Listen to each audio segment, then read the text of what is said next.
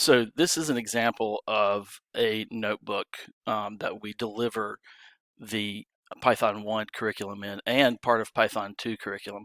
These notebooks have many advantages over a traditional coding environment, which is just code and then comments. And I'll show you what I mean here. As you can see, um, there's a cell right here that just has text in it. There's no code here. It's just an overview of the lesson.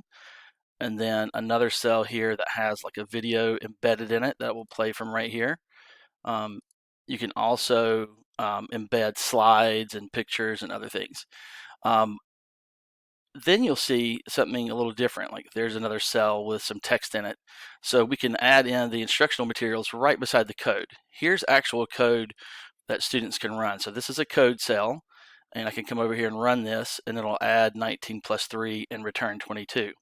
So students can go through this and see through the video, through other materials, right next to where they're coding.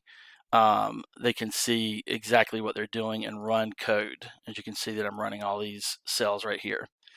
And it isolates the code for them, allows them not to have to run and compile a whole program.